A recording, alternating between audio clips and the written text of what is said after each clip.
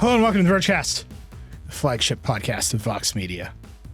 They're just taking it back, baby. Yeah, I love that. That's 2024. Yeah. Just open mutiny. Bring it on. Sports website. I'm your friend Nilay. Alex Cranz is here. I'm your friend too. I just got to say it. My brother won a Michelin star. It's pretty good. And I didn't even want to try to put that in neatly. I just want to brag. Yeah. So that was me bragging. And that's it. It's here. It happened. The flagship podcast of being related to Michelin stars. Yeah. There we go. He's my brother too. Yeah. He's all our brothers. He's everyone's family. Everyone earned this. If you're listening to the show, you can tell people you know a Michelin star. Yeah, you can. The star, not the Just person. the star. Just the star. David Pierce is in San Francisco. I'm terrified by the energy of this podcast so far. We're like 85 seconds in, and I'm like, this is going to be a 3.5 hour long Vergecast. It's not going to make any sense to anyone, and this might be the end of the Vergecast. If you're going to go with a bang. Go with the 4 Alex hours. Heath is here from Los Angeles. Hi, I'm really just an AI agent, but I'm here. I will say that some people in the YouTube comments openly wondered if I was interviewing an AI Barack Obama. They're like, that didn't happen. Aw. You got trolled by AI Barack Obama. And maybe I did. Yeah. All right. So, David, you're in San Francisco. Yep, Because you were supposed to attend the launch of the Humane AI Pin. that's which, correct. When David says the energy of this podcast is a little... I would say that is the thing that we are going to talk about. It's a lot. There's a lot to unpack with the fact that David is in San Francisco. Yes. And did not go to that event. And then earlier this week, Alex, you did attend the OpenAI DevDay, That's right. which is probably like a pivotal moment in the history of that company because they're headed towards app stores. So there's like quite a lot of news. And then we got a lightning round. But we should start with the fact that I'm using Samsung DeX. Well, first, I should say we should actually start with an apology, which is that I made certain promises on this show 2 weeks ago to hold you to a standard of using DeX on the podcast.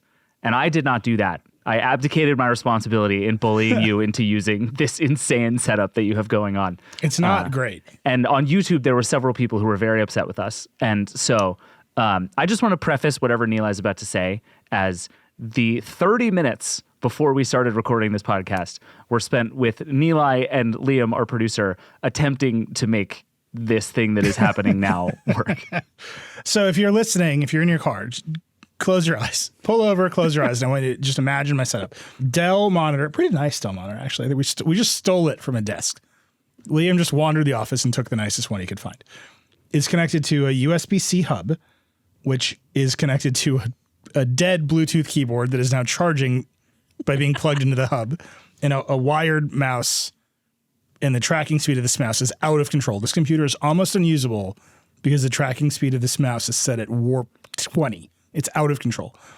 And then that's all plugged into a Galaxy Fold 5 with a dbrand skin on it. It's our custom dbrand skin. You can go to store.theverge.com. This is full DeX. And I'm in it, man. I'm just running multi-windows. My dream, Alex doesn't know any of this. My dream, Alex, is that I would commute with nothing. No bag, no laptop. I would just have the Fold. I would do phone stuff on the train. I would tell David that his Humane leak was clunky just from my folding tablet. Then I would get to the office and I would use DeX. And this would be my computer at work. And Alex, I just want you to tell the people what you said immediately upon seeing this setup. Just that looks stupid? I actually don't remember exactly what I said. That's what Alex said. That was correct. The only thing that could possibly be stupider is like a screenless thing on your lapel, I think, that you're using, but you're not using it. So I wish I had one, but we never will. No. That seems clear. All right, so I'm using DeX. We're going to get through the show notes with DeX. It's not unusable, I would say. Well, the monitor's gorgeous. The Dell display that we, again, just boosted from the working space in this office without asking anyone, that's great. I mean, it's basically just a Chromebook that sucks. Nilay has the exact energy of the person who brings an iMac to Starbucks and plugs it in. Like that's the vibe that I'm getting from you in the studio right now. Yeah, you got to bring this whole setup to Starbucks. That's when we'll really appreciate it. All right, we're going to try to get through the rundown with this. So let's start with Humane. Yeah. We're going to take the first ad break in the show. My laptop is 100% coming back. I just want you all to know this. Also, just to remind everyone, I truly dislike using this phone because of the jelly scrolling. Nothing about this plan was a good idea. I like that I don't need my laptop open because the screen is so large. I see the whole rundown. Yeah, this is a good case for having a big screen, Yeah. not a folding phone that runs text. All right, let's start with Humane. There's a lot of drama with Humane right now. We do a lot of big, splashy launch features. Mm-hmm. David has written 1 billion of them. Mm-hmm. I have written 500 million of them. They're fun to do. I appreciate that people do them. It's great. They're great. This company, just from the jump, has communicated about itself in the weirdest ways possible. And then I'm just going to say it, David, they invited you to California and then ghosted you. That's correct. And you are not they disinvited you from the event, which is crazy. And we know a lot of other reporters and reviewers who are not there either. Yeah, this is a weird situation that I still am trying to wrap my head around, because on the one hand, like, I think a majority of people who work at Humane used to work at Apple. So there's a real Apple like aesthetic and ethos and way of thinking about the world. And Apple is a famously secretive company that has weird ideas about how to sort of bring people in on what it wants to do. And that's all fine and good, right? Like Apple does things its own way and that works fine. But then also Humane has been doing this thing where I think for 8 months now, it has been sort of slowly trickling out information about the device. And one of the things, we're going to get into this, but one of the most fascinating things about this launch to me was that it's functionally the same thing that Imran Chowdhury, the co-founder, did on the TED stage like 6 months ago. Like the features are the same, the device is the same. Like my guy just launched it then, and it has really not changed all that much since then, which is really fascinating.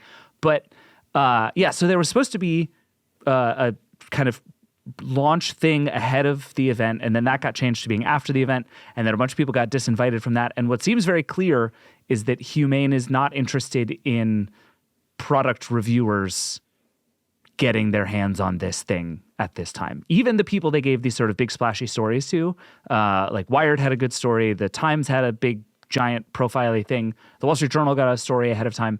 They weren't allowed to photograph the thing.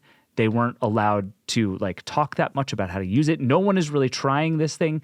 It's a strange thing that is happening right now where it is both a launched product that they've been talking about for many months and also seems to be not close to being finished or ready for public consumption. It's very strange. Yeah, a lot of the features were just, they'd be like, they're coming soon. Yeah, like recording video is coming in a software update. It's like that's a pretty basic thing to get right on your camera. So we have obviously talked a lot about Humane. David was invited to the event, got disinvited. And then last night, totally separate from all of that, and the other reviewers we know who didn't get to cover the thing, it was all leaked to us. Mm-hmm. Yeah. Which is what happens. That's life. And I'll take the leak every time. So we know a lot about this thing, and there were no surprises. I think most of the leaks we got, all of the leaks we got were dead on accurate today. So the basics are pretty... They're understandable, and then what's not understandable is this device at all. So the basics are it's a smartphone, right? Yeah. It's a Qualcomm 8-core Qualcomm processor. They didn't say which one, but whatever.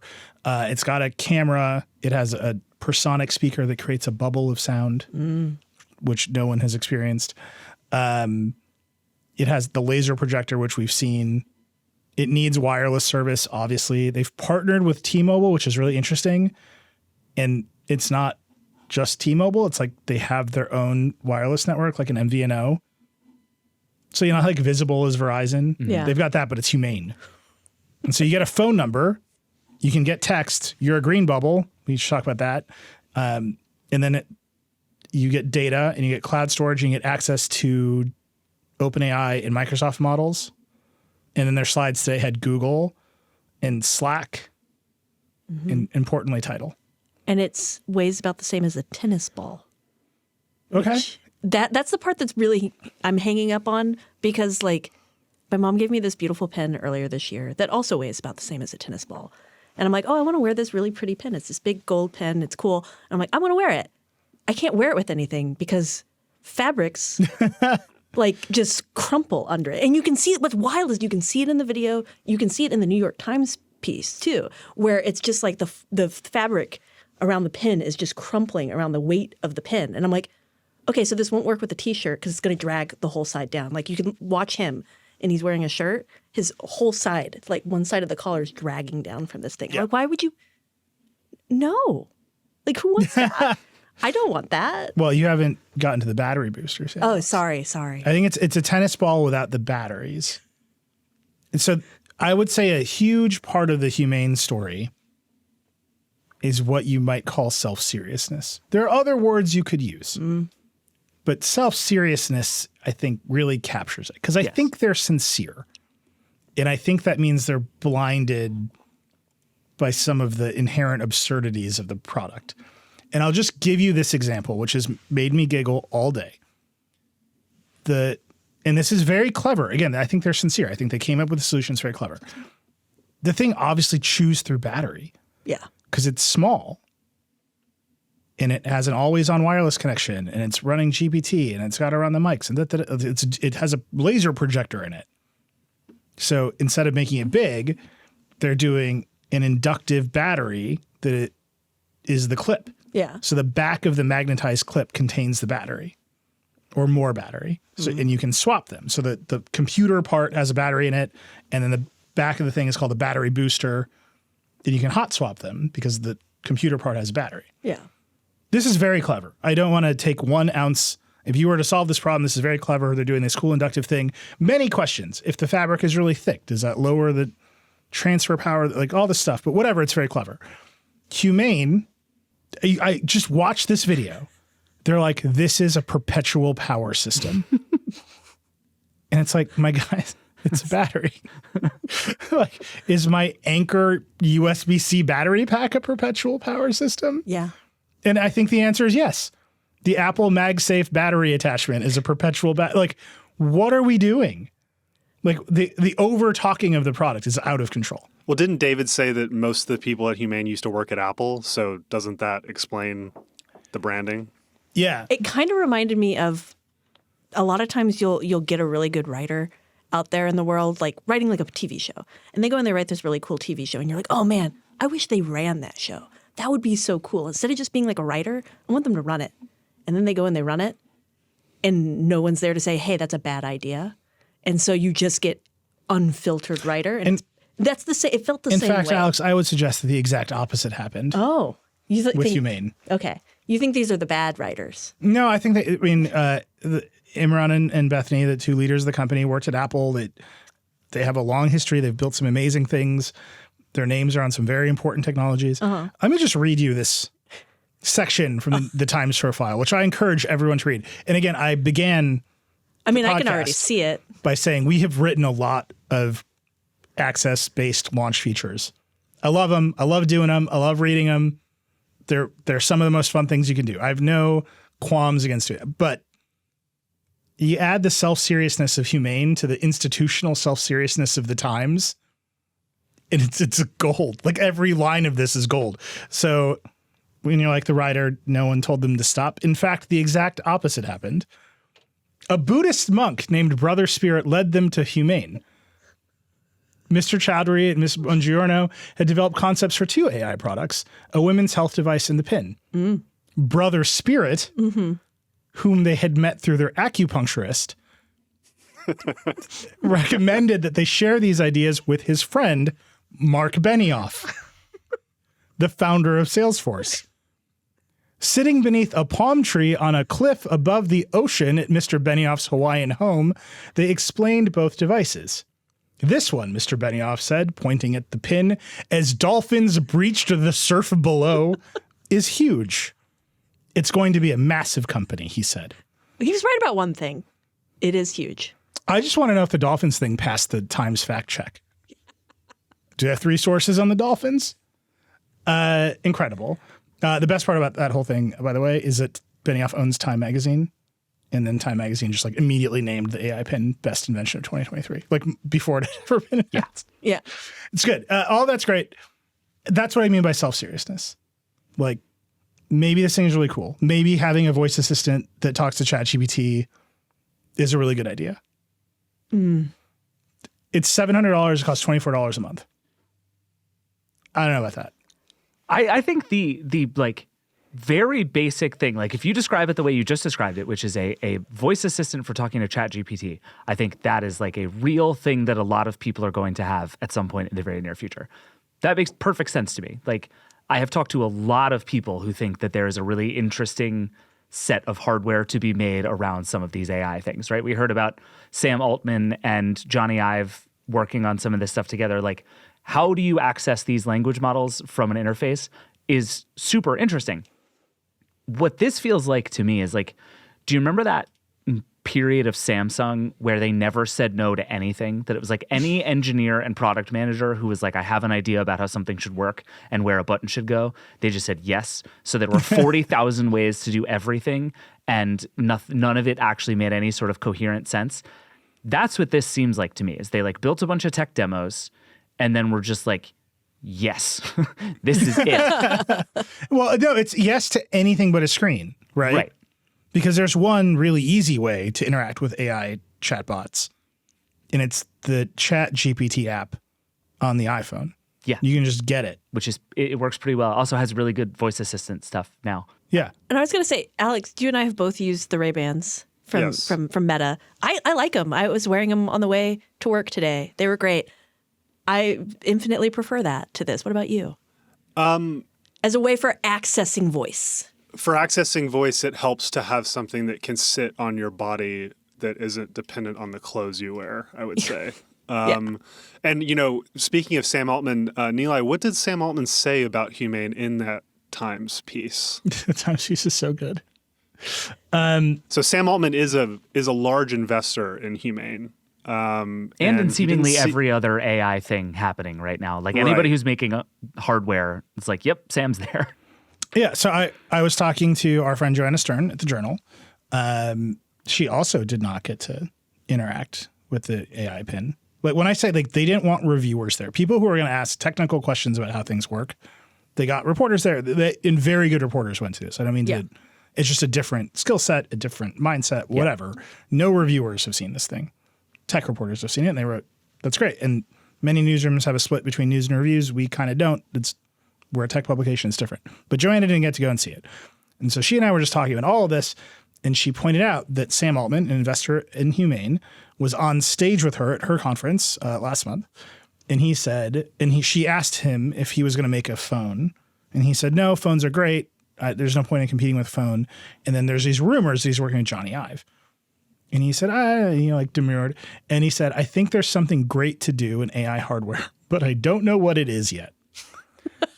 Which is like a month ago. Do you think it's the company you invested in? Maybe he's just taking shots. And then today in the Times, he's an investor, so the Times talked to him. And Sam, I would say, waffled. No guarantee of success. That will be up to customers to decide. Maybe it's a bridge too far, or maybe people are like, this is better than my phone. And then he says to the Times, plenty of technology, it looks like a sure bet, ends up selling for 90% off at Best Buy. Brutal. Which is brutal. The Zune. Does the Zune look like a sure bet? We'll talk more about this later, but I was with Sam on Monday at OpenAI. He talked about consumer hardware. He didn't mention Humane, and this was days ahead of the public. Everyone knew Humane was about to launch. He didn't acknowledge it, but he got asked about this. We can talk more about this later. But yeah, there is this very interesting pressure happening where people are talking about how can OpenAI intersect with a consumer device. And Sam does not seem to think Humane is that device. Because he's invested in this, and also like there was a necklace too, like an AI-powered necklace. Yeah. And it's like the Rewinder? Yeah, the Rewind pendant, something. it's called. Yeah. Yeah. Mm-hmm. All of this is great. And what they're all trying to run away from is the phone. Yeah. Because the second you put a screen on it, you've made a little phone.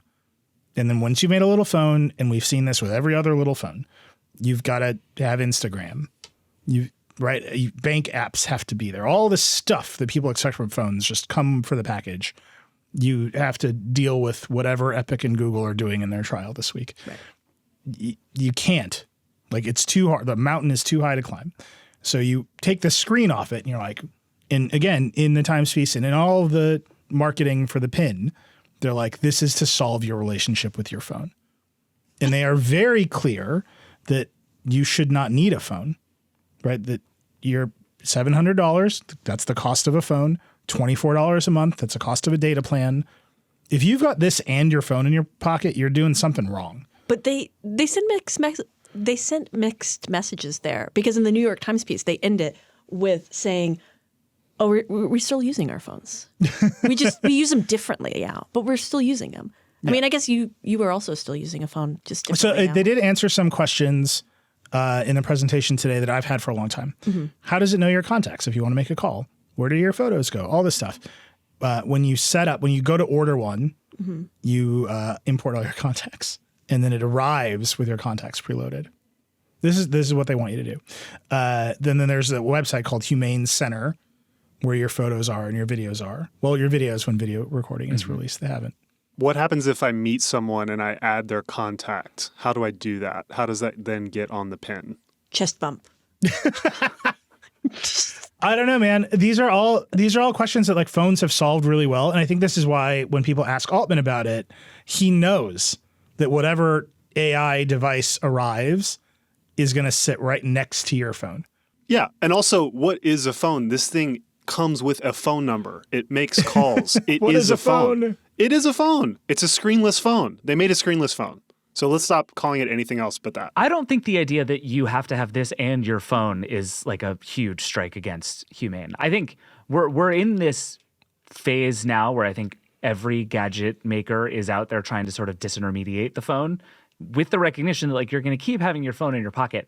What can we give you that is better and faster? And like, it's certainly true that if you want to ask ChatGPT a question, the pin is going to be a faster way to do it than your phone. And that's meaningful. That's real. You don't have to fish a thing out of your pocket. You don't have to unlock a thing. You don't have to open an app. Like, that's a better system. Right until that thing is built into your AirPods. It already is. You can already, with shortcuts on iOS, you can already ask ChatGPT things through your AirPods. No. Alex, the minute a sentence starts with shortcuts on iOS, like, I'm out. You've lost. Sure. That's nothing. Sure. Like, so that's harder for you than buying an $800 pin that you have to sync on the web. No, Alex, you can listen to Tidal on it. Oh my God. Okay.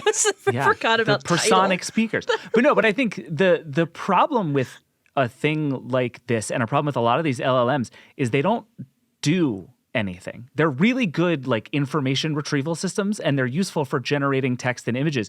But like, I want to add to my contacts. That is not a thing ChatGPT is capable of. And Humane is going to try to be the platform for all of that in the same way that OpenAI is trying to be the platform for that. The real race underlying all of this is to be the AI app store. Like that is the fight here.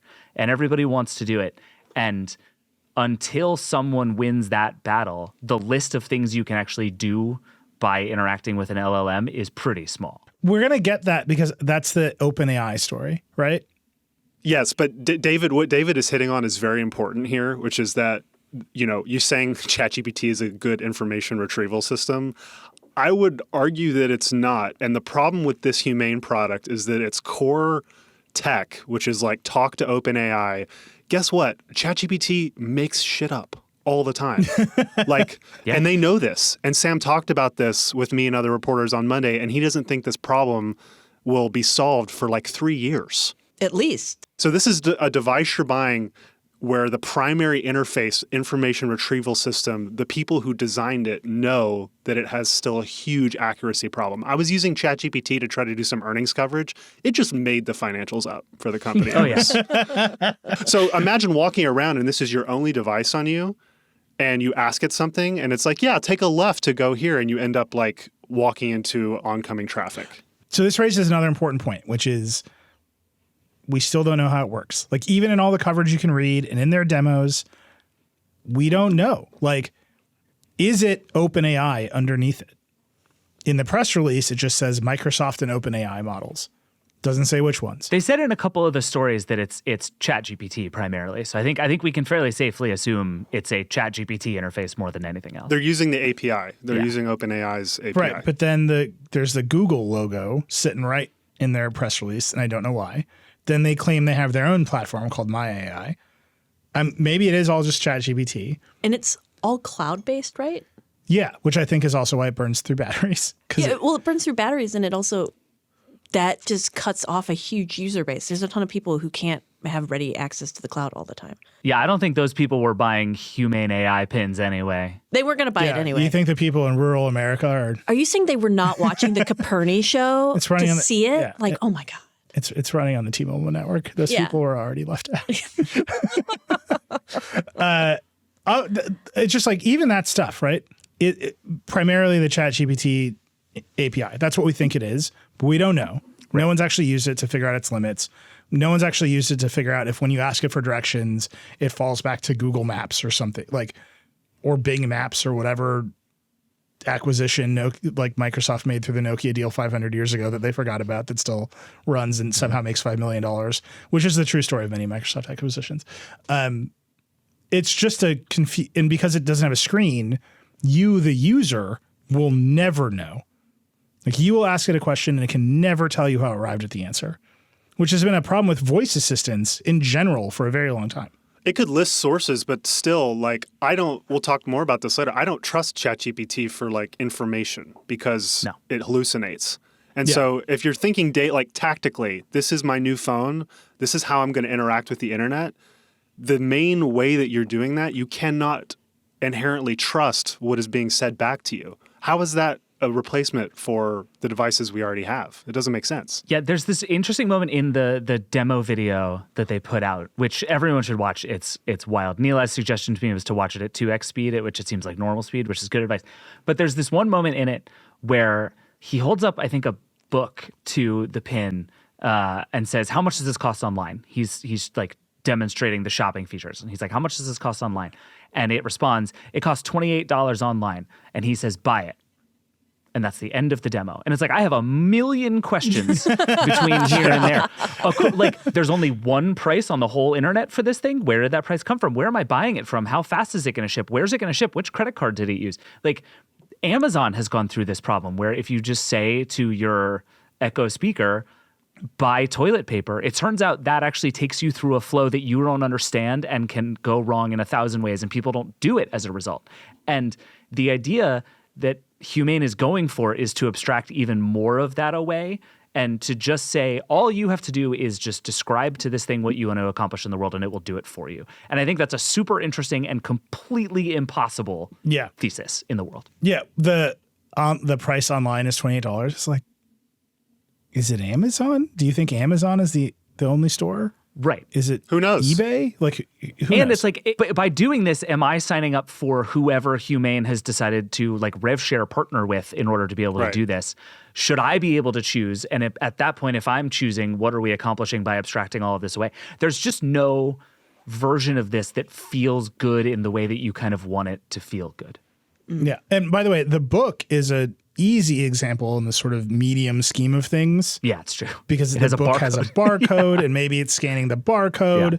Maybe it can see the title and there's structured data on and around the book. Yeah.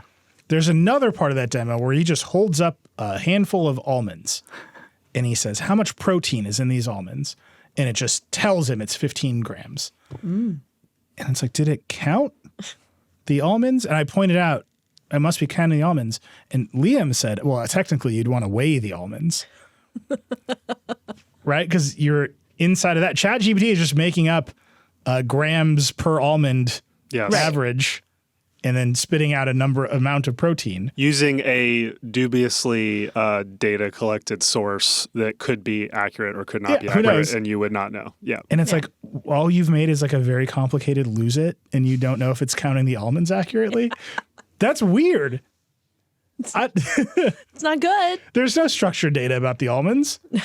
I mean, there are a million holes you can poke in this thing, and I think we're doing that appropriately. I think the direction Humane is trying to go here is really interesting, and I want to have competing visions for where computing is going in the world because everyone else, Meta, et cetera, Apple, they think the future of computing is more visuals in your eyes, right? Literally augmenting over the world. And Humane is saying, no, we think actually computing should be recessed more into the background and you should interact through voice. And it's more of that Spike Jonze, her future. And I think those different directions need to exist. People need to be building those different directions. It just feels very early. This feels like General Magic or Magic Leap. There's a ton of examples of companies that were just too early to the tech. And I think this is the case here. No, I'll make a big distinction between those things because now we're old and we know a bunch of external magic people. They were very sincere. Tony Fidel, friend of the show, he was part of the General Magic story. He financed the documentary, a self-serving documentary, but you will because they all come out as heroes, like in the end. But it's a fun watch, and I encourage you to go watch the General Magic documentary. They were nerds, like huge nerds, and they did not think they were cool, and they thought they were inventing the future. Fine. But at the end of the day, they were like silly nerds.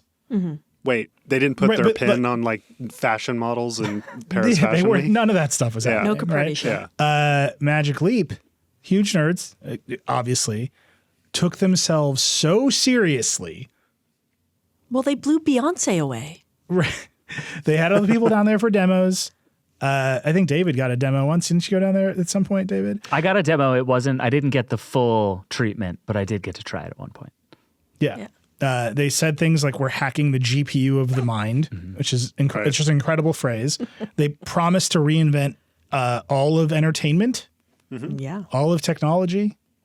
That like this thing was, and they got so far ahead of the technology with the hype and the seriousness that there was no way the product could have lived up to their own ideas.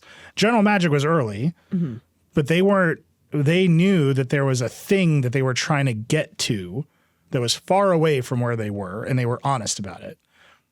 I think if that's the spectrum of companies that are too early, like sincere nerds trying to build the future and they're aware of their limitations and kind of silly and honest about it, and we've hyped ourselves so much that nothing we invent can meet the standard. Like Humane is beyond that. You think it's beyond Magic Leap? I think it's beyond Magic Leap. Wow. Because they're out there. They have their employees, ex-Apple people, in the press today saying they had retired from Apple and they joined Humane because they were disgusted with having invented the iPhone and destroyed society. And Humane is their chance to like reset. And it's like, you guys, I don't even know if it's counting the almonds. You know, it's like, Imagine what bookstore? You know, it's like, that's crazy. And if your positioning is that this will rescue us from the phone, but you've made a phone, worse phone. There's no product that can fill the hole that they are drawing, right? And that is the issue, I think, with the product itself in many big ways, but also like how they're putting it out into market. But this is just the world we live in now. I mean, I think about like Carl Pei and nothing. Like he's running around being like, there are no interesting consumer electronics companies left. And it's like, well, that just isn't true. But you have to tell this big grand story about yourself and how you're changing the world. And it's like, we still live in the we're making the world a better place thing, which you would think Silicon Valley would have killed like by just being on that TV show, but it didn't. And so I think, honestly, like the single worst thing that Apple has done to tech culture is convince everybody that this is the right way to talk about your products. That everything has to be finished, everything has to appear as if it rose out of the ground, this perfect finished product, that we have solved every problem that has ever existed in the world. And there are no companies anymore who are making things being like, we made this, we don't know if it's any good, do you want it? Ironically, OpenAI is probably the closest thing to that right now. But it's just not how this works anymore. And the playbook worked so well for Apple that if you're a company who raised a lot of money and would like to make a lot of money, you just follow the Apple playbook. And I think the thing we've learned over and over is that it doesn't work for anybody other than Apple. Well, especially if you made all of your money in Apple stock. I don't think this is fair because there are a lot of interesting consumer tech companies that aren't doing this. They're not based in Silicon Valley. They're not in this like weird investor ecosystem, right? Where there's almost this demand from their investors to ship something and to change the world at the same time, right? Like there's plenty of weird tablets in China. China's doing a lot of cool consumer tech gadgets and not promising to change the world with their Steam Deck knockoff. It would be amazing if Apple was like, we made these gamer lights. Yeah. They're awesome. They're just cool. Yeah. They're never going to do that. But if you go back to like the launch of the original iPhone, Steve Jobs, he didn't say it's going to change the world. He was like, here are 3 things it can do at once. Well, no, he did start with today Apple reinvents the phone. But that's not, but with that's his different. Arms outstretched. I would argue that's different than what Humane's doing, than what Magic Leap did, which is like, it's the hubris, right? And Apple has hubris on, they have tons of it, and Steve Jobs was the king of hubris. But like, if you go back to that original iPhone, there was like an almost weird humility with the hubris, right? Where it was like, we actually are just focusing on what it does. And what it did was such an aha moment where everybody in the room was like, oh my God, these three things together in a mobile form factor. Yes. You didn't have to over explain it. Whereas like Humane, they can't explain it, like, because it's incomprehensible. It's an idea in search of a product, right? And I think that's the key difference here between like the early Apple, where Apple is now, and Humane, I think. So here's a question I have for you, Alex. Just thinking about the cycle OpenAI is in. Yeah. Brother Spirit, the Buddhist monk, introduced them to Mark Benioff in 2018. A connection, by the way, made through their acupuncturist. This is all very important detail. 2018. That's a long time ago to start working on this pin. OpenAI was nowhere in 2018, right? The first glimmers of the thing were happening. They were a research project. Yeah, they were a research project. They were maybe 60 people at that point. Yeah. And they were still kind of focused on not being a commercial company. Yeah. So if you're making this product in 2018 and you have this vision, what is the technology that you're basing this on? What have they been working on? Oh, I know what happened. Right. There's a pivot that's contained in the story of this product where they were like, you're going to talk to ChatGPT and that's the thing that's going to sell it, right? Because that's what we're talking about today. In 2018, you could not begin work on that product. Well, it didn't exist. ChatGPT it barely existed a year ago. This was totally going to be like an Android product until OpenAI popped off, right? Like that had to have been what happened. They were building their own little Android dumb phone, because it's effectively a dumb phone, right? And then OpenAI popped off, and they were like, oh, finally we have something cool to attach this to ship it. So we're not just like, we did a phone, but it's a pin and not really a good phone. Yeah, I don't know. There's just I'm like thinking about this chronology, and it's like in 2018 when you set out to make this product, you cannot assume that there will be an LLM explosion in mid-2023. No, but you could that recontextualizes this whole product. But you could assume Google was doing a lot at that point, right? They were doing a lot about visual identity, like being able to visually ID things with a camera. They were doing a lot about being able to just talk and have those natural conversations with Google Assistant. Like all of that was happening in 2018. So I that's why I'm fully convinced that at some point we're going to find out that this was originally an Android product. I mean, it's an Android product now. Like the thing runs Android. I think you're exactly right. I think if you rewind 5 years, they're looking at voice assistants and Google Lens and some of these other, like, what can we do without putting a screen and a bunch of apps on your smartphone, which in the abstract, like Heath has been saying, is a really interesting and valuable question. Like, this is stuff we should be talking about, because the idea that the platonic ideal of how we interact with technology is like a grid of icons on a screen is just not true.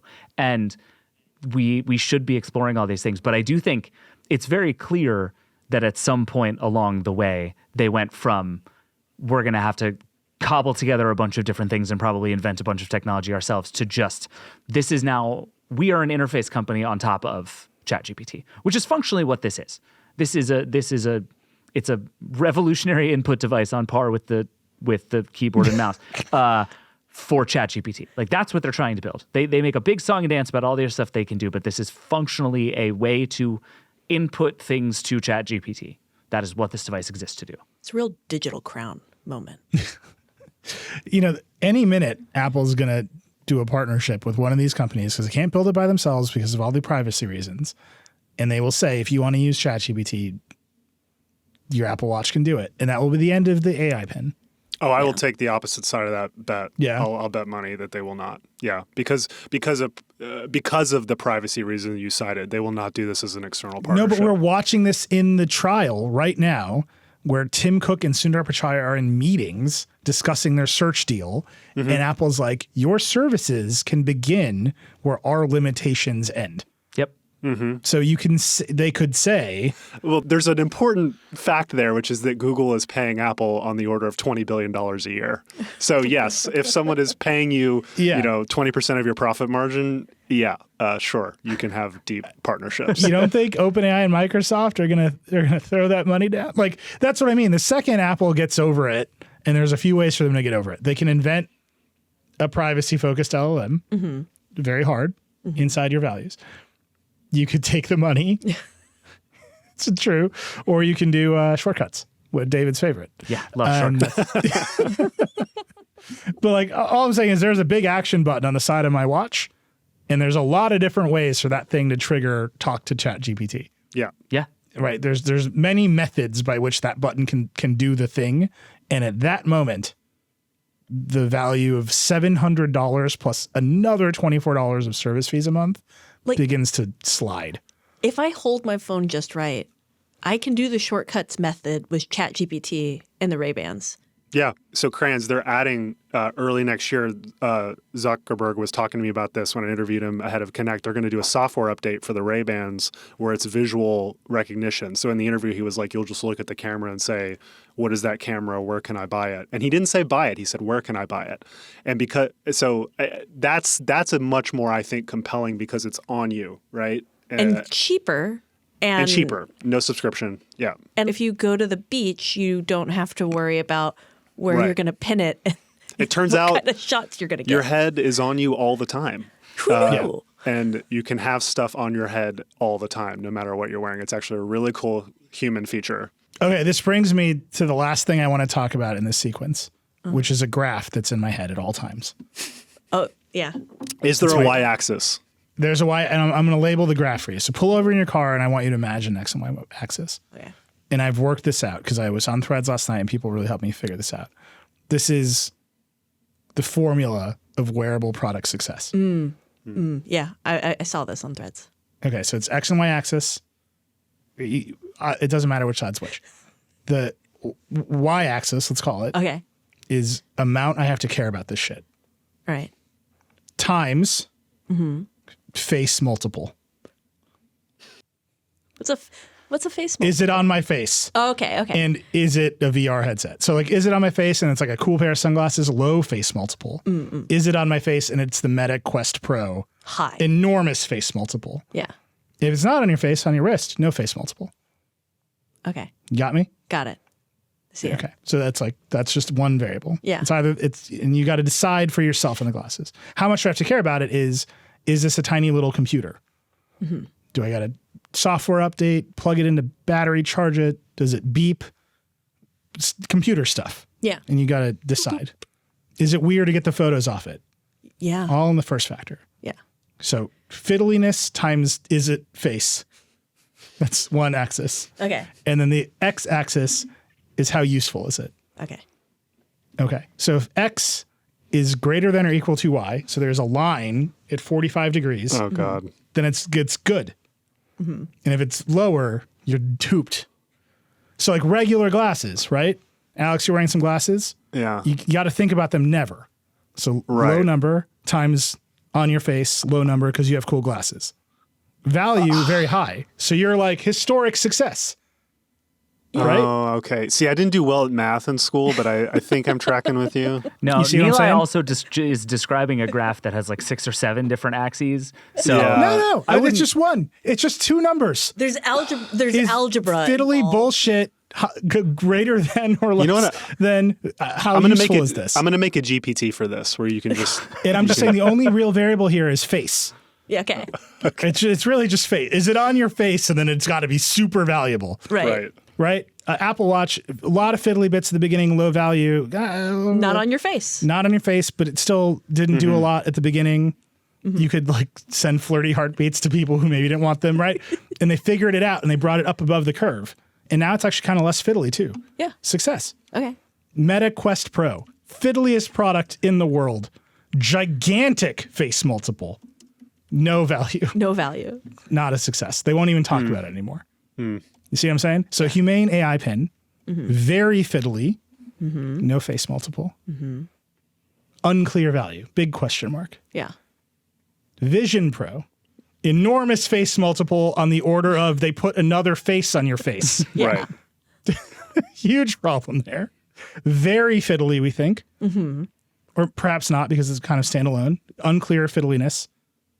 Unclear value. X. It's an X. The value is X. Who knows? I'm just telling you, this works every time. Wow. Someone's going to animate this graph and it's going to be amazing, but I promise you, if you just work this out for any product, you get there. So the Meta glasses, people like them, right? Yeah. So you do it. They look cool, low face multiple. Mm-hmm. Fiddly. Liam complimented mine today before he saw the lenses. Before he knew. Yeah. So medium face multiple because people are like, oh, you've been watching me, you creep. That's a problem. But they look cool. Yeah. And then they're fun. Right. Because they have good music. They've got great call mics. You should watch that video with Becca. They're useful. They're useful. Right on the line of success. Yeah. Okay, my challenge to any Vergecast listener right now who's playing with ChatGPT's GPT builder is to make a GPT based on what Nilay just said, send it to us, and it's going to be amazing. Fiddliness times face multiple has to be less than or equal to how useful is it? What is this bot called? Nilay's gadget or Nilay's wearable It needs a good value name. Yeah. indicator. This is a horrible The name. theory of wearable bullshit. Okay, there we go. That's the episode title. Yeah, it needs a name. I'm just telling you, I've been working this out on the show forever, and last night it finally clicked when I looked at the Humane Pin, where I was like, oh, it's not on your face, so that changes the whole equation. Mm-hmm. But then it is all the other things that it is. Mm. I was disgusted by my work on the iPhone. So instead I made a little laser projector that you have to look at your hand. There's no Instagram. You can't do Instagram with lasers. Just doesn't work. This thing is real silly. They should have let us and other reviewers actually into it, and they should have been less self-serious about it, is what I'll say. I'm excited to play with one. I think we're all excited about new gadgets all the time. Yeah. I want to see how the speakers work. The Personic speaker. Yeah, I want you and I both to have one and see if we can hear each other's. That's going to be the worst episode of the show. The worst episode. Just I'm two so people sorry. listening to a title 4 feet apart. I mean, I will say, again, to go back to the meta things on that one, like I've seen a bunch of people be like, oh, the Personic speaker. This is the thing that the smart glasses have been doing for a while. Right. This like personal directed audio that you can hear and other people don't is like The Ray-Bans do that. relatively proven technology. Yeah. I do this and I hear so well with the Ray-Bans. Yeah. Yeah. I just sit on the train like this. The projector is what I want to try. I'm going to a concert Friday. I wish I had this so that during the concert I could just hold my hand out and it just like matrix displays. Are you going to a concert that sucks? Is anyone else going to be there? No, I just want to do it to get the reaction around me, you know? Just like you're Alex is in the pit, just like Yeah. I just assume it's very bright. It's just Like trying that I in a brought movie. my own laser show. Yeah, there you go. That would actually be sick. Okay, here's the killer app for the Humane AI Pin. Personal laser show. Oh yeah. Imagine Coldplay and instead of the bracelets they give you, it's just the pins. They all This is a good time to Synced note to that your title Yuga account. Labs had a Bored Ape NFT party, and they bought the wrong UV lights, and they burned everyone's eyes. God. Maybe love don't that. do the laser show thing. Just an idea. All right, we got to take a break. That's a true story, by the way. And it's heartbreaking. Yeah. Check your UV lights. We got to take a break. We'll be right back to talk about OpenAI DevDay. All right, we're back. Less hardware this time, more software, but the future of software in a very exciting way. Alex, you went to OpenAI DevDay this week. They announced a bunch of stuff. Take us through it. Yeah, so this was in downtown San Francisco Monday, and this was OpenAI's first big conference. And when I was going to it, like realizing that ChatGPT is not even a year old at this point, like blew my mind. And then you get there, and they have about 1,000 developers there. And it just had this energy of, I'll get into the announcements, but I think it's important to like contextualize the energy. It felt like the early Apple events. It felt like this buzz that, we had that a little bit. I think, David and Nilay, you were there too for the Vision Pro unveiling. That had a special kind of feel because, people had high hopes for Apple finally doing a big new thing. But like, this just felt like something I haven't experienced since like early Macworlds. And you get in and they did a really nice keynote. It was about an hour and a half's worth of content packed into like a tight 45 minutes with like real live demos. Like there was a moment where they were showing off like a Zapier integration where you could like have a bot you make, text someone or send them a Slack based on what you tell it. And like they're doing it on stage live. They're building the thing in like a minute. And then like it sends the ping to Sam and he's on the other side of the stage and he just holds his phone up and is like, yep, got it. Like, I really don't like the direction the industry is going, thanks to Apple, where it's these highly produced, pre-recorded keynotes that are really just like becoming marketing videos. I think we saw that with the last Mac event, especially. So OpenAI, it felt like this return to form. That was like, wow, this feels good. In terms of what they announced, it was a lot. I mean, I think like the most immediate thing that the developers were like freaking out about and like Sam had to tell everyone to like stop clapping because they kept clapping over and over was just like making GPT cheaper to use as a developer. So it's like 3 times cheaper. They've got GTP4 Turbo, which apparently people really want larger context windows, which is the ability to upload more text tokens to these models and do more with them. So I think the limit was around like 20-ish K max before, and now it's like 128 plus K context window. So you could put a book in this thing and have it do all kinds of things. People got really excited about that. And then a bunch of like kind of more developer focused stuff, right? It's a developer conference. The biggest thing though was this new AI platform. I mean, really what OpenAI wants to become, and I wrote about this in Command Line this week, is the App Store of AI. And so they've got this new GPT platform where with no coding required, you can build your own GPT, upload custom knowledge, and do a bunch of what is essentially like abstracting away prompt engineering, right? And making it very like tailored to a specific use case. And do all that in like, honestly, a matter of minutes. I got a live demo of one of these things being made and you can do it in under 5 minutes and then just publish it to the web. Eventually, and when I say eventually, I think just in like a few weeks, OpenAI is going to have this store, the GPT store. And that's where things get really interesting, I think, because you're seeing OpenAI, not only is it becoming a huge developer platform, an external platform that powers other things. They have over 2 million developers in under a year, which is just like wild. But they've got this massive growing consumer business. They have 100 million weekly users of ChatGPT, which is like for a product that is less than a year old is just absolutely insane. That means their monthlies are probably on the order of 500 million. And so what they're trying to do is like aggregate that audience and also become a consumer internet platform and have people making GPTs, no coding required, that they then surface to people through ChatGPT and through the store. And so the store is coming very soon, but they showed a preview of it. And I think that's where things get really interesting. Is that 100 million, is that GPT Plus, the paid thing, or just ChatGPT? That was just ChatGPT users. They didn't give a plus number. Very important for the custom GPTs, you have to be a plus subscriber to access and build the custom GPTs. So this is all feeding that loop of like OpenAI. I think the information reported they're already on like a $1 billion a year revenue run rate with the consumer subscription business.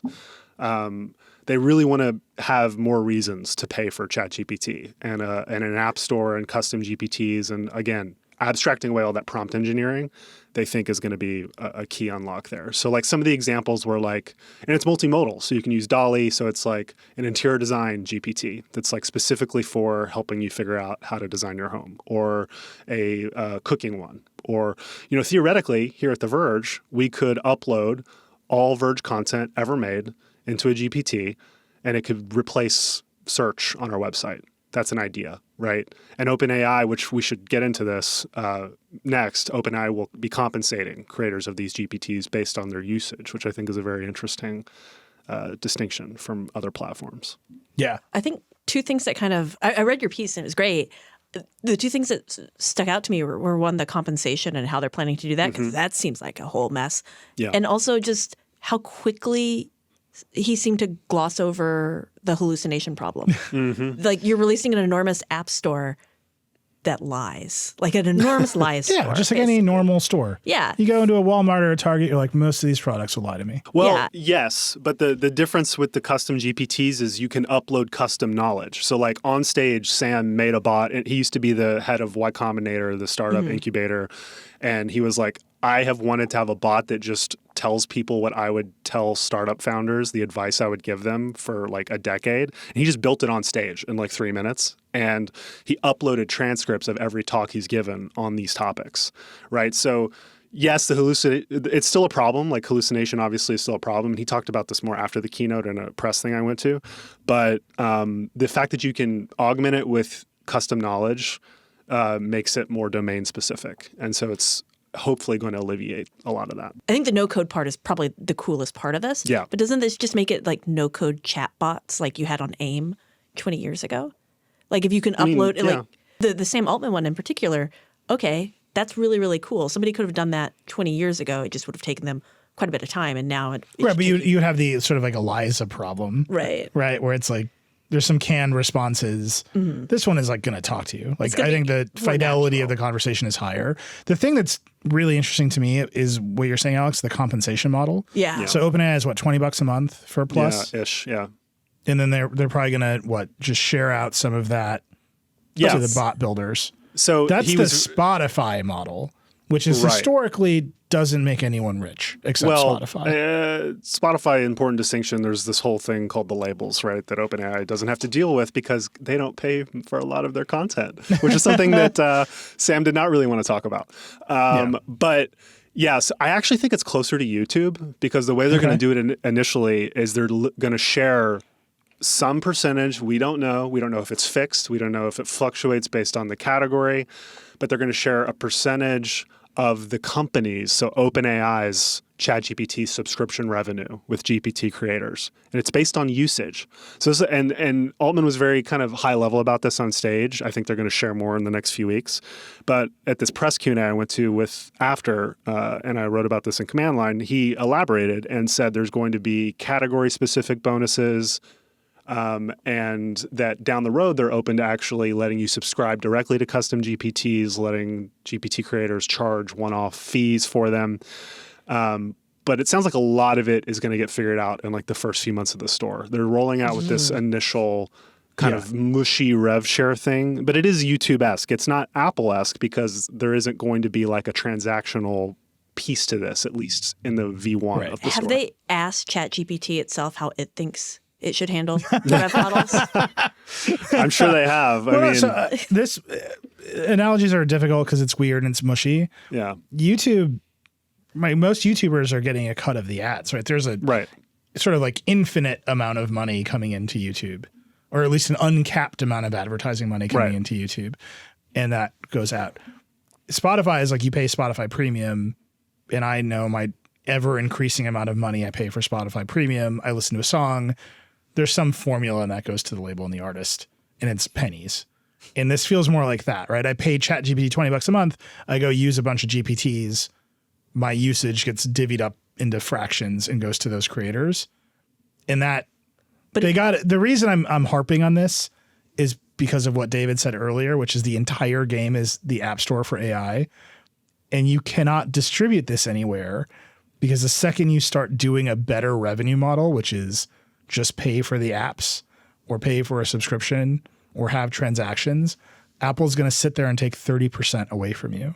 And Google is going to take 30% away from you. Apple already is taking 30% of ChatGPT Plus revenue on iOS, right? Well, if you sign up on the phone. Right, if you sign up on the phone. So, yeah, and this is where I kind of like ended with Command Line this week is like, I would love to know what Apple thinks about all this because Apple, they don't like stores within apps. You know, like you can ask Mark Zuckerberg about that one. You can ask a lot of people about that one, actually. A lot of people have tried versions of this. The only one that's gotten it through for reasons that are too complex to get into is WeChat in China.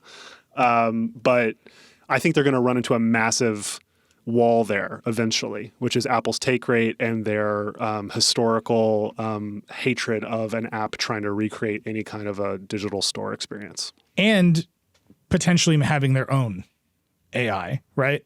Right. And wanting their own AI to be their primary AI in the device. Because once the AI is looking at books and just buying them for you, that's a whole nother world of transactions that Apple can take money out of. And they're going to want to be the primary AI there. So it's just to bring this together, you can see why people want to build a not phone. Mm-hmm. Why Sam Altman is investing in 45 different attempts at this and might be working with Johnny Ive at some attempt at this. Mm-hmm. There's a massive blocker to mobile innovation here, which is that 30% cut. Mm-hmm. And I just don't have any sense of how anyone will actually get around it because building the Humane AI Pin or the Rewind pendant or whatever Johnny Ive comes up with on the side, the phone is still going to be the primary device. Yeah. Well, the other part of it is like this is not all that different from what Amazon and Google were trying to do with skills for their voice assistant. Like we've been down this road where Amazon was like, okay, you're going to interact with Alexa, but we're also going to offer you lots of ways to interact with other data and other services. Skills is going to be a huge business. That got past Apple. It was fine. It just turns out nobody wanted that because it has this heinous discovery problem. The interface is actually not that good for it in most ways because like the thing where you have to essentially say a wake word to get to the thing and then another wake word to get to the app that you want and then talk to it in a very specific way, all to route right back to you. Like that flow sucks. And so I think what ChatGPT is going to have to figure out is how to, like, again, we're talking about abstracting all of this away. And by virtue of making you choose things, you lose that abstraction in a really helpful way. Like ChatGPT already has these plugins. The plugin system sucks. It's a perfectly useful thing. Right. Yeah. But I think that is one way to go down that road that doesn't work because you can't find the stuff. You have to like turn it on every time you want to use it. It just doesn't work. And I think figuring out how to do this thing they're trying to do in a way that doesn't cause those exact same problems is going to be really hard, especially because OpenAI is trying to have its cake and eat it too, because it also wants to be the interface to all of it. Like it does. It wants to be the underlying infrastructure and the most powerful, important product. And at some point, doing both of those becomes really, really, really hard to do.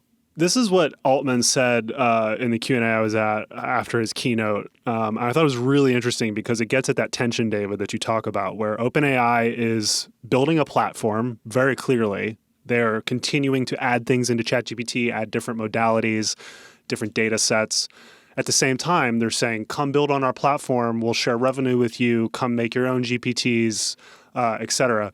And he got asked about this, and he said very clearly, he was like, don't build a thin wrapper on top of OpenAI. We are planning to build the obvious features that you would expect for a robust platform over time, and there's enormous value to build. So that's him just being straight up like, we will probably Sherlock you. Yeah. We're going to build the app. Yeah. And I'm going to see, I see a lot of parallels here to the early App Store. And I think that's okay. Like, the early App Store had a bunch of flashlight apps, right? Eventually that just became a feature on the phone. And it's a better feature as a result. You can go in the App Store right now and download a home interior app that is a thin wrapper on Dolly. Like we're painting our house, and I wanted an app that would just like put paint colors on the wall, and like half of them are now just Dolly wrappers, and they're bananas. Like it's like, don't do this. Like I don't recommend them. Like your house starts to look real wild after a minute. But there's obviously a market for that thing to occur right now, and maybe one day OpenAI will build that exact thing because that's a useful case for Dolly. But in the meantime, like they're just watching a bunch of these companies try and fail, and that's useful to them. And in the short term, useful to companies that are making some money. Keep thinking about all the scummy apps that are going to come to this thing, right? Like there's the obvious ones where I as an adult call it scummy. A lot of our younger listeners would probably love it. Is like one that'll just write your papers for you, right? That's a thing ChatGPT can already do. Somebody will probably make a really, really good version of it using this. And a lot of people will probably be very upset about that and demand for it to be pulled down because it's helping a bunch of kids cheat. There's ones where like, okay, you can have input some actress that you really want to talk to. And then everybody's like, oh yeah, I can go talk to that hot actress. And it's like, oh, no. You can already do that, Alex. Yeah, I mean, there's like replica character But that's going to AI. happen now on OpenAI's form, right? Like they're going to have to deal with someone's going to build that GPT. Right. If you build a GPT of me, so it's over. So that is the law will come down. So Nilay, like there's a lot of stuff on the internet that could like be used to inform a chatbot about us because we write on the internet. Like that is a perfect example. Someone could just make a Nilay bot, and it's everything Nilay's written on the Verge, and you ask Nilay questions about copyright, forever, right? Yeah, and the Nilay bot is like, this is copyright infringement. Just but to be clear what's happening. I want to. This is a little bit of a tangent, but like another thing OpenAI announced this week is a copyright shield, which is a program where they will pay for any legal fees incurred by their developers for copyright claims of the use of the technology. So theoretically, someone builds a Nilay bot, they scrape the Verge for all Nilay's stories. They put it in the bot. Vox Media goes, hey, you stole our IP and you're making money off of this because OpenAI is paying you. We're going to sue you. And OpenAI is saying now we will fight all those legal things that happen. So that's a bad answer what do you think about to this that, problem. Nilay? We should all just Yes. I just want to acknowledge that is a bad answer to this problem. That's yeah. how OpenAI goes bankrupt. Well, Real no, there are fast. also there are so many interesting ways of thinking about this content. Like Alex, your paper example is a really interesting one because you put together all the announcements that came out this week, and what's going to happen now is you're going to be able to upload your history textbook to a GPT, and you're going to be able to write papers from it. It now has a big enough context window, and they're using this thing. It's like the AI term for it is RAG, which is basically by doing this custom knowledge, you're able to reduce it all the way down just to the stuff that you know that it knows, which means it hallucinates less, which is actually a really important part of this.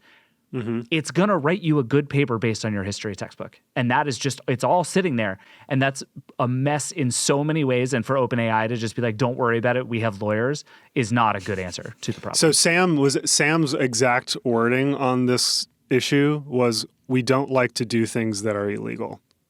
Which is cool. Congrats, cool. Sam. Yeah. Same. Yeah. But they clearly think all this is under fair use. And there's a lot, you all have talked about on the show, there's a lot of lawsuits right now that are trying to, they are going to figure this out, whether this is fair use. This is happening while all this is going on. Can I color that in for you? Yeah. So the Copyright Office took comments about whether it's fair use. And all the big companies filed comments. And we have some of them on the site. And the one that just stuck out was Andreessen Horowitz, big Silicon Valley firm. Yeah. Their comment was, look, companies have invested billions and billions of dollars into this technology, assuming it's fair use. So it's fair use. They were clear. They were like, if this is not fair use, these investments go to zero, basically. It was like the whole structure of all this is predicated on the idea that we can have this for free. Yeah. And I know a lot of media executives. They don't agree with that view. shocker. Yeah. Not a little bit. Yeah. We had Barack Obama on Decoder this week. I asked him this question, you're an author. Do you think this is fair use? Because he really wanted to talk about AI. And he was like, he's a politician. He's very good at this. He's like, leave me out of it. I've sold enough books. You watch him do it. He's like, no. I refuse to engage this question. And then he said, this is a speed bump. The revenue will get figured out. And so I think there's a real tension in the industry. There's an expectation from the people who make the IP that this is, a speed bump, that the money will sort itself out, the creators will get paid. And there's the expectation from the tech industry that they're going to get to do a Google and just take it. And Google's history is built on taking it, and they were the scrappy upstart when they did that. When Google scraped all the books on the internet and made Google Books, they got sued, but they showed up with their big colorful logo and their propeller hats. Literally, that image of Google protected it from these lawsuits. When Viacom sued Google over YouTube for just ingesting huge amounts of Viacom television shows onto YouTube, YouTube was like, but it's so cool. Everyone loves it. You could just watch South Park for free. And Viacom was like, yeah, that's the problem. They won. And they won running away because Viacom was perceived as evil. And Google, again, stupid logo, slides in the office, beanie hat. And it was really useful. That's part of the story. Their other defense was, and we built you Content ID. We built you a private copyright enforcement system that is unaccountable to everyone and pisses everybody off every day. Yeah, but Google... Right, that's the thing that they did to get out of that jam. Google got so much out of this in a lot of ways by returning value to people. Google made the case to Viacom that more people are watching Viacom stuff because they're finding it on YouTube. And whether that's true or not, it's a case to make. And it's done the same thing with websites, right? There have been all these issues for years about media organizations being how are we supposed to feel about the fact that there is a constantly updated version of our entire website sitting on Google's servers, and that's what they're crawling and serving, not our website. And what Google says is we send you traffic. And there is some set of trades that you're willing to make there. And ChatGPT so far has not returned any value to the people whose stuff that it is taking. It's not directing traffic. They're not getting money. Yeah. It's just a nifty thing that other people get to do. And I think if it can't figure out how to make that turn back to like, here is what it's worth for you, I think it's much bigger than a speed bump. Yeah, no, it will bring the whole thing down. Like, it is the end of the industry if this isn't fair use. And the thing for all of these companies is you cannot rely on the court system to be reliable when it comes to fair use. Right. Like, it is not a stable decision-making framework. It is a coin flip. Like, every time. It is a coin flip even in just like recent memory. Like, I bring up this example all the time, but I'll do it again because it's useful. The estate of Marvin Gaye was I knew it. Not happy. Somebody owes me $10. Drink. I'm just telling you, the blurred lines case is going to go down as like the thing that upends maybe all of technology. It did bring us Emily Ratajkowski. Many things happened because of this song. Powerful song. But Robin Thicke and Pharrell sued Marvin Gaye's estate preemptively because they thought it was so clear cut. They hadn't stolen a note. It was just a vibe. And they lost. That is a totally unpredictable result. And then the estate of Marvin Gaye, emboldened, goes and sues Ed Sheeran. Ed Sheeran shows up in court, all floppy hair, and says, oh, just the music. And he wins. He played guitar in court. That was the difference. And he actually took the chords. Yeah. Incredible Ed Sheeran impression, by the way. You could use some accent work, but yeah, it was all right. He's just a floppy guy. He's just a floppy guy. But that is a straight coin flip. If I gave you the facts of that outside of the actual characters and said these two didn't take any of the chords or the music, they took a vibe, and this guy took the actual chords, who should win, who should lose, right? And it's the exact opposite of what you expect. And if you are OpenAI or Google or any one of these other folks, you're staring at a problem where it is so unpredictable that you should go and make some deals just to bring some semblance of order to this marketplace. But to what David's point is, no one knows what that deal is worth. The second you make one deal, everyone else is going to want a deal. Yep. The second you make a deal, you have communicated to the world you think deals might be necessary, and everyone shows up with their hands out. Like, this is classic, like, rock in a hard place situation for all these companies. And if they end up going to court and fighting this out, no one knows if they're going to get to the right answer on either side. Yeah. A couple weeks ago on Decoder, we had a record label executive, and she said, look, the music industry is like this. You sue each other in the morning and you go to dinner at night. And that's how it works. And like, you're just gonna have to deal with it. And they're going to have to get good at that too, because that's how we do this. And I don't think Sam is ready for that. They are not thinking about it at all. It didn't come up on like the stage. It didn't really come up afterwards in the conversations I was hearing. They're very focused on what is the value we can give to developers and users. And the data that is powering all of this is like something they do not want to talk about because of what we've all been saying. But I mean, I do want to just like, to take devil's advocate here, like, yes, like there's a huge copyright question here. Generally, I feel like with these new things, the Viacom YouTube example is a great example where better product experiences tend to win in the long run, right? So, and if I'm thinking about a GPT for The Verge, unless I'm in kind of like discovery mode where I just want to literally, surf our beautiful site and look at things and I have no idea what I'm wanting, I actually would love the idea of just going, what should I know about the new iPhone? Is it good or not? And a bot it surfaces our article. It tells me, it says, this is the score. This is the history of our coverage. Here's a link to the video, or just watch the video there. Like, that's a pretty good experience. There's a lot of like finding things on the internet that like that time collapses immediately when you're using an interface like this. And that's going to, I think, provide value. And so if you believe that that's valuable, and I think a lot of people will, and I think we're going to start seeing a lot of really interesting GPTs that are doing very dubious, fair use things, but are showing like, hey, this interface is actually better for just finding information. I do think that idea may win out in the long run, regardless of what happens in the short term with the legal system. It just feels like they're moving way too fast. Like, they are, yeah. Between the lying thing and the fact that they haven't figured out whether or not they're wholesale ripping off a whole bunch of creators, like, what are you doing? What do you mean ripping off? What we just talked about, like the payout structure? Yeah, a lot of people straight up accuse them of if they're ingesting their stuff without paying them, that's ripping them off. Well, here I'll just give you. Let me give you just another example of this outside of ChatGPT. I think about this with TikTok all the time. I keep a list of TikToks that I think should be media PhDs. It's great. One day I'll publish the whole list. And there's one I keep coming back to. Haggerty Media, which is a great car YouTube channel. I love it. They did a stop motion video of an engine being disassembled. Cool. This took forever. Like just making a video of an engine being disassembled such that anyone can understand what's happening takes a long time with people. To do it in stop motion is like just obviously massive investment. Mm-hmm. And so it instantly got cut up into 10,000 different TikTok channels that repost it into 10,000 different clips because it looks cool as hell. Yeah. And if you're running one of these TikTok channels, you're just trying to get views so you can like send people their TikTok shop. This is great. Should any of that exist? Media PhD. Okay, here's the real thing that I think about all the time. The comments on all of the TikToks that have freebooted this video are, this took so long. This must have been so hard to do.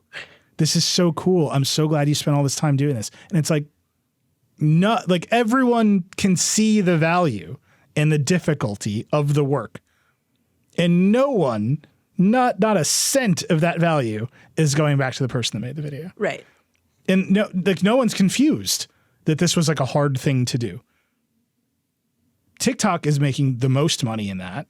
The freebooting channel is making some money in that. The users are getting a ton of value, right? Because they're seeing a video they wouldn't have otherwise seen. And the poor person who like had to move the bolt like a 16th of an inch and then take another frame gets nothing. Yeah. Yeah. And like I keep thinking, like I came up as a guy who, when I was my short stint as a lawyer, I defended the kids who used Kazaa. And I'm sitting here being like, am I the bad guy now? Like, what is going on here? Like, that's like one step too far. And that's just with video and everybody can understand, everyone can see it. If you make a GPT and you ingest all of some YouTube creators' videos and you're like, now you can talk to Doug DeMuro and he doesn't get a cent. Like at some point you have to say, this is not like fair, like not fair use or whatever. Just like, this is just like outrageous. It's not even that the creator doesn't get a cent. It's that in that case, YouTube doesn't get a cent. And guess who has a lot of lawyers who is comfortable suing is Google, right? So like, I think OpenAI is entering a world of hurt here. Like I got a demo of the builder, and you would think that the ability to upload custom knowledge, they would have some pretty stringent guidelines on what you can upload, and maybe they scan it before they let you put it in the GPT to make sure it's, not something that is like very blatantly like paid copyrighted material that is like behind a paywall or something like that. It's literally just an upload field. It's just an upload field. You can upload anything. Like there was nothing said about like how they're going to look for this stuff. So I don't think they're ready for what's about to happen, which is that like someone is going to be, it's just obvious. Like you take a paid product online, you pay for it, you scrape it, you put it into a GPT and you make money from it. And it's like in that flow of events, like the value is just being stolen, right? And like, and OpenAI is saying at the same time, guess what? We're going to pay all your legal defenses. Yeah. It's just wild. We should just get OpenAI sued. That's the new Vergecast challenge. Well, they're being sued. Look, I'm throwing out my wearable graph. The next episode is us doing dubious things to get OpenAI sued. No, but wait, they are getting sued by artists like Sarah Silver and all these people. But this next turn where they're offering revenue to people to build things and then protecting them from the claims. I'm going to make a bot. I'm going to make a bot that ingests all of the Game of Thrones books and writes the final two. I think George R.R. Martin at this point would just pay you for that. Yeah, I like that. Yeah. That's my loophole. He should just do that. That's my George, loophole. if you're listening, and I know you are. I got you, George. You can do it. They've expanded the field. The context window's bigger, George. I do think this is like a huge problem, but I do want to acknowledge like these GPTs, they're cool. They're going to be cool as hell. Yeah. People are going to like using them. The Dolly stuff is wild. Like just having like something that can like generate. And like I have this problem. I don't know about you guys with these chatbots. These like all-in-one chatbots is like it's just a text bar. I don't know what to do with it. I don't know all the things it can do. There's this context problem with these bots like Bard and all these where they can do so much that like it's overwhelming, frankly, for me. So having like a cooking bot that has like all the cooking information I would want to like make recipes, I would pay separately for that because like I actually just want that. I don't want all of it, right? And so I do think it's a really powerful idea, and Meta's doing it. They're going to have a bot creation platform next year. There's already Character AI, Replica. The industry seems this year to have realized that we are moving on from these like one bot to rule them all concept to like millions of bots everywhere, right? Yeah. And that's a cool idea. It's just there's all this like copyright problem, but I think as an idea, it's there's just existential risk at the center of it all. Actually, the model thing is really interesting. They had Satya Nadella on stage, Microsoft. They're obviously a huge OpenAI investor, and part of the argument that they're making is they're all just using one big model, but they're learning to segment it into these use cases. Right. So the big model is getting better overall while people are doing these specialized things with it. And then on the side, Microsoft Research is trying to figure out if you can take small models that could run locally or on these other places and make them fully useful in like very narrow contexts. So you see this like kind of parallel innovation pathway where like the big model, maybe you can put guardrails around it and make these GPTs. Or you could have like the little model that's just good at what it does. And there's something, and the funniest thing about I think the little model training that Microsoft is doing is one of the prompts they give it is pretend you're the big model, which is incredible, right? Yeah. It's like, it's not impossible. Like it's like that thing, you know? It's pretty good. It's funny that we've had this whole conversation about voice assistants and AI and all this stuff. And it's like, we've brought up Amazon and Google many times, which have voice assistants, millions of them deployed in homes today, and seem not ready for this next turn at all. OpenAI is moving so fast, and that was just the takeaway from being there and like talking to developers there. And just, I mean, when you think about the fact that ChatGPT is almost a year old and everything they've done in a year and everything they just announced on stage, and like the demand for it, like there was a massive ChatGPT outage this week right after they announced all this stuff. Like their servers are melting. So they have clearly like captured lightning in a bottle. It's their game to lose. I really feel that. It's just a matter of the legal ramifications potentially catching up with them and the diciness of this store concept. And like if you're doing a usage-based system, what's to keep me from buying a bunch of bots to use my bot so that I have the most used bot? Like, how do they know that it's actually real? I guess because it's through the subscription business. But so I guess that is a good limiting factor on that. But there's just a lot of like dicey, like who decide, like I'm already imagining like ChatGPT is used to like influence the next election and they decide to demonetize news, right? It's like everything old is new again, right? Like, well, that's like, what's going to be the cocoa melon of ChatGPT? That's on the good side, right? That's like the biggest YouTube success story ever. Yeah. Enough so that Disney has listed it not owning cocoa melon as like a risk. Yeah. Because and that's just a YouTube success story. And it's like on the other side is like, what is the horrible white noise playlist on Spotify app, right? That is just like zero value delivered and just sucking money out of the ecosystem until Spotify has to shut it down. Yes. And the next turn here really, and this is what Sam was telling us after the keynote, is he imagines that we will all have our own GPT, which I'm really excited about. So a GPT that is trained on all of your stuff, like the rewind idea, the pendant, but like all of your software, all of your notes, and your GPT engages with other GPTs on your behalf. So it's like bots on bots all the way down talking to each other. So it's like you tell your GPT, I want to go to see a concert and have dinner with these friends on this date, line up my ride, my reservation, the tickets, and it all talks to different bots to do that. Sam thinks that's inevitable. And so OpenAI's stated mission is to build AGI, right? Artificial General Intelligence, which is this like it's like godlike AI that can think better than all of us combined. People in the AI field that I've talked to over the last year think that this next step where it's GPTs representing us, engaging on our behalf, unsupervised, is the environment that is needed to train the models to become a step function even more intelligent, because you need to have this concept called self-supervised learning where these agents are all interacting and training on their own. That's pretty freaky, right? That's like Matrix stuff. That's coming in like the next couple of years. I think the world could look a lot different. It's just I think that, and that was the vibe there, was like we are kind of witnessing a very, very, very exciting, but also like very scary next few years here. Yeah.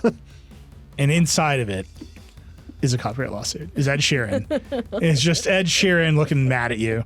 All right, we got to take a break. We'll come back. We got a lightning round. We got to get out of here. We'll be right back. We're back. There's quite a lot in this lightning round, but we got to go fast. Cranz, why don't you start? Because I think you have the best one. I do have the best one. There's a new Steam Deck. Sean Hollister has reviewed it. He naturally loves it. I think I called him like the day after he got it, and I was like, "Tell me everything," and he sure did. He really likes it. The big things that have changed with this one is there's a new processor. They went from the 7-nanometer Aerith processor, named after the character from Final Fantasy VII, to the 6-nanometer Sephiroth processor. Sames. They've switched to an OLED display. They've switched. The battery life is supposedly increased, which led to an incredible quote from Sean, where he said, "For example, in 2022, I was able to play the graphically intensive Control for just under 2 hours on my original Steam Deck review unit at 60 frames per second. This week, I played the same game at up to 80 frames per second for 2 hours and 11 minutes." I mean, more frames. You saw more frames. He does add more stuff to it. It is a pretty measurably big difference in battery life, especially on games that don't use as much of the CPU and the GPU. So like those lower impact games are going to last a lot longer. The high impact games, those of us who are making our way through Baldur's Gate 3 on the thing, we're not going to see as much success. The big shock for me was that there are no Hall effect joysticks. I just assumed that was going to happen because there's been so much frustration with the drift on the current joysticks. Yeah. They didn't do that. That's a big bummer. But they got rid of the 32 gigabyte eEMC version, which was the one that I bought because you could replace the drive really cheap and easy. They got rid of that one. Now starts at $550 or $549. I'm resisting buying one, but Sean loves it. Oh, and the power button's now orange. Hey, that's pretty good. I love it. Yeah, I'm excited. I would put this out as evidence, as we've been saying. There's more action in gadgets than people ever give any credit to. And the love that our audience, and in particular Sean, has for the Steam Deck is like off the charts. It's an awesome device, and they don't have to do a bunch of really long infomercials for us to get hyped about it. Yeah, you're like, look, you can play Control at 80 frames per second for 11 minutes more. Yeah. That's all you got to say. I just love this thing. They were just like, what are all the things we can do to make this device better? And then they just did all those things. Yes. And now here we are. Like, God forbid more companies don't just like make their things better all the time. Like, right? it's just makes me happy. And it was the same thing with the Switch OLED, where they're like, we got this thing pretty right the first time, but what if we just did a couple of things better? Wouldn't that be cool? And everybody's like, yes. But it's like most companies are like, okay, this is called the Steam Deck 2, and this time it comes in 6 pieces, and you have to like do backflips while you use it. It's going to be so dope. And it's like, yeah, that's the way. It's cool. Just make your things better. That's all you need to do. I just really appreciate that one of the headline features of this one is that the fan is both larger and quieter, which is like, crushed it, guys. Like, let's go. This is some video game stuff here. We did it. Yeah. Nailed it. I would know that, but I've been trying to scroll this article using Samsung Dex, which is not possible. I didn't realize you were actively scrolling. I thought you were doing. I always do the thing where I like fidget and scroll up and down. No, you're just trying. No, to I'm read just it. trying to land on a sentence that I can read because this mouse is set so fast. Just It's out of control. And look, Android is many things as an operating system, and Samsung's One UI is many things as a skin on Android. A combination of things that is designed to let you change mouse tracking speed is not on the list of priorities for either of those companies. All right, David, what is your lightning round? Mine's very simple. It's just that YouTube, in its relentless quest to be TikTok, is now adding a For You page or a For You carousel to people's channels, which is basically like personalized recommended videos on people's channels that you land on. A, very smart. B, forever interesting to me that the phrase For You has just completely taken over the internet. Like, we've just decided that is the term for every personalized everything. For You just won. And also, YouTube really ought to stop trying to be TikTok. Like, just stop, YouTube. Oh my No, God. I think everything is inevitably going to be TikTok. Oh, I think But so too. I I just wish it opened my wasn't. YouTube mobile app to the shorts thing, and it was little tiles of shorts filling my entire screen when I opened my YouTube app on my phone. Like, no. I still sometimes accidentally scroll it, forgetting I'm not in TikTok. Oh yeah, that's incredible. That and Instagram, I'm like, oh, that's why it's kind of crummy and weird. Yeah, it's like watching the algorithms grow up. Yeah. Like they're at different stages of being toddlers, and like TikTok is like running away with the election. YouTube is just like, is this anything? Will this make you mad? Will it make you sad? Horny? Yeah. Instagram is like, here's a Kardashian. Like back to basics. Yeah. At least in my feed, they figured out that I like truck jumps.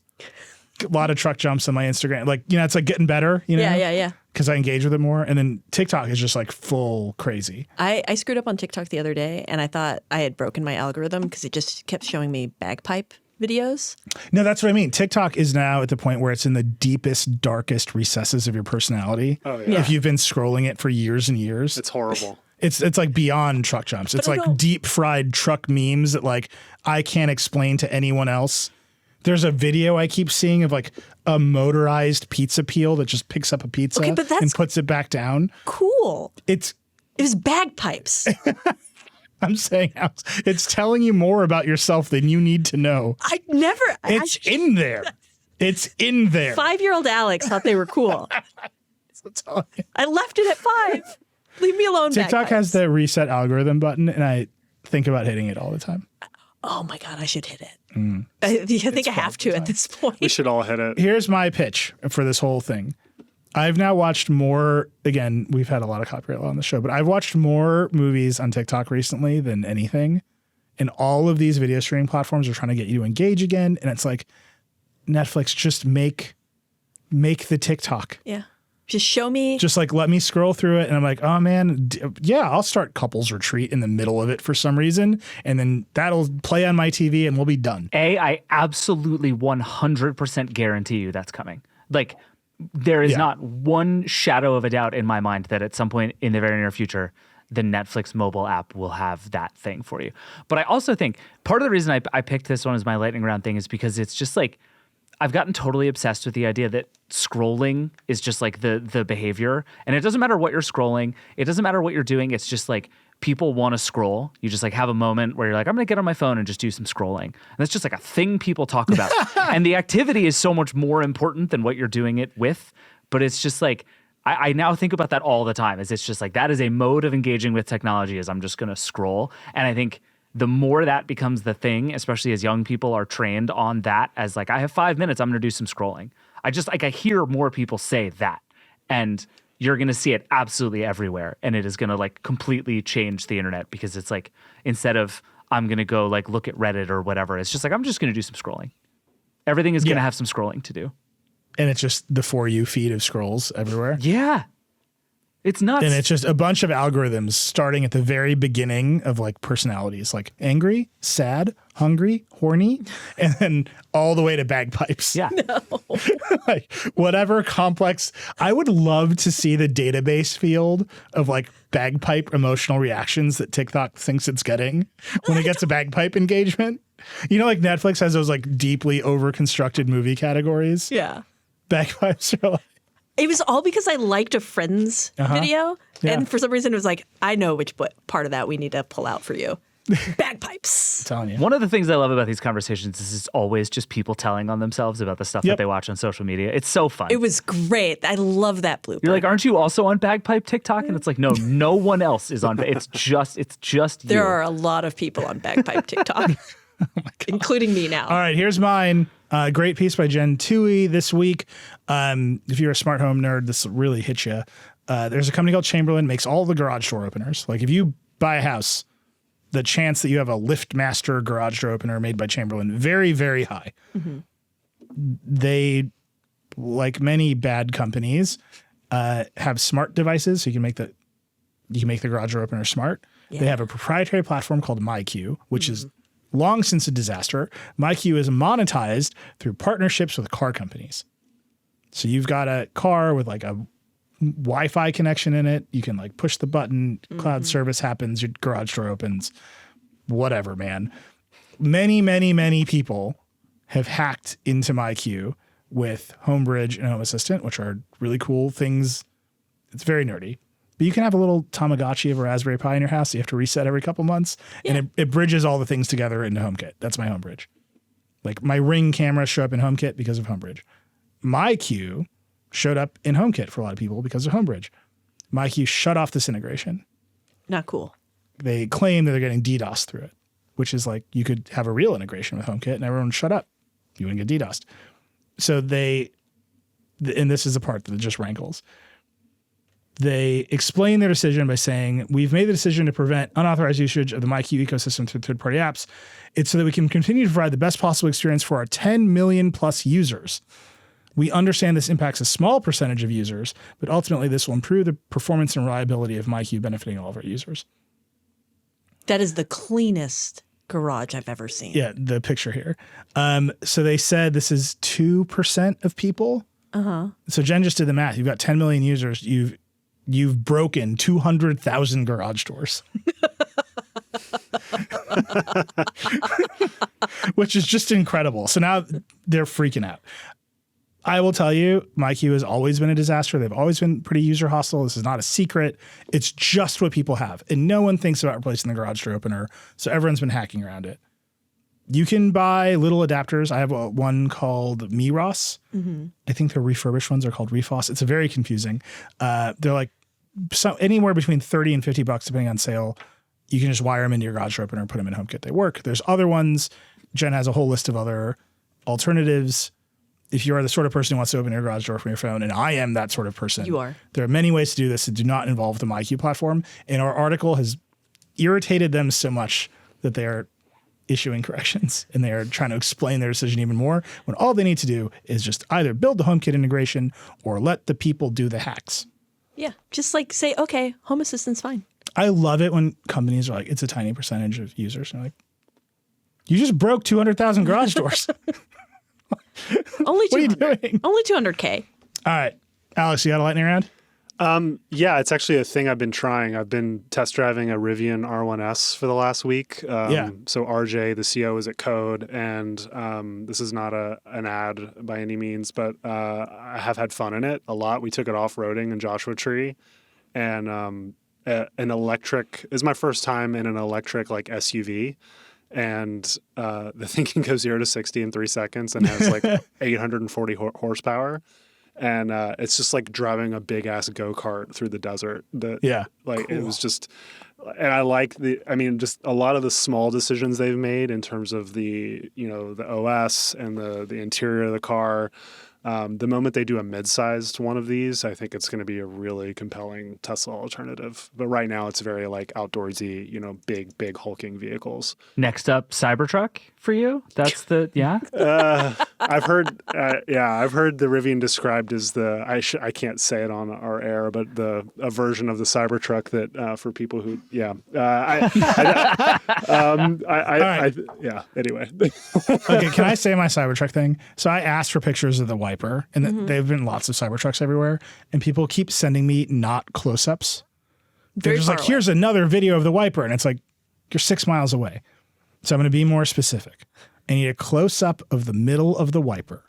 The middle, not the arm, not the part at the bottom of the windshield that turns, the middle of the wiper blade, or even better, close-ups all the way up the wiper. Like connecting to the glass. Yes, and I'll be more specific. I have heard rumors of how the actual blade is constructed that I would like to verify. I will not tell you what they are because I don't want to put disinformation in the world. And I know the Tesla people are crazy, and I don't want clips of me saying a thing that's wrong.